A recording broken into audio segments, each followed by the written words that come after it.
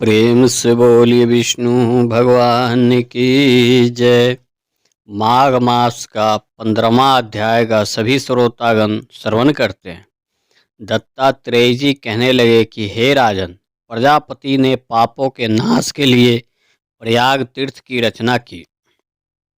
गंगा जी और काली यमुना जी के जल की धारा में स्नान कर महामात्म भली प्रकार सुनो। जो इस संगम में माघ मास में स्नान करता है वह गर्भ योनि में नहीं आता। भगवान विष्णु की दुर्गम माया माघ में प्रयाग तीर्थ पर सब नष्ट कर देता है।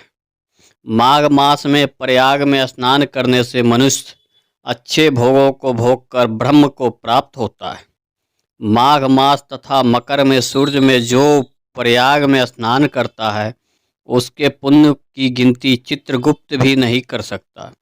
100 वर्ष तक निराहार रहकर जो पुण्य प्राप्त होता है वही फल माघ मास में 3 दिन प्रयाग में स्नान करने से होता है। जो फल 100 वर्ष तक योगाभ्यास करने से मिलता है, जैसे सर्प पुरानी केचुए को छोड़कर नया रूप ग्रहण कर लेता है, वैसे ही माघ मास में स्नान करने से मनुष्य पापों को छोड़कर स्वर्ग को प्राप्त होता है।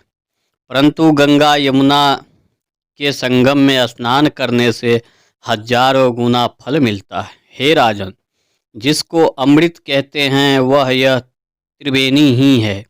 ब्रह्मा, शिव, रुद्र, आदित्य, मरुत, गण, गंधर्व, लोकपाल, यक्ष, गृहक, किन्नर, अनिमादि गुणों से सिद्ध तत्वज्ञानी ब्रह्मानी, पार्वती, लक्ष्मी, सची, नैना, दीति, अदिति, संपूर्ण देवी पत्नियां तथा नागों की स्त्रियां, घृताची, मेनका, उर्वशी, सतयुगादि में प्रत्यक्ष सब देवता माघ मास में स्नान करने के लिए आते हैं। इन दिनों माघ मास में प्रयाग में स्नान करने से जो फल मिलता है वह ईश्वर ही कह सकता है, मनुष्य में कहने की शक्ति नहीं है।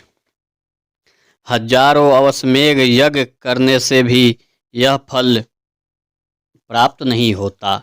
पूर्व समय में कांचन मालिनी ने इस स्नान का फल राक्षसों को दिया था और इससे वह पापी मुक्त हो गया था।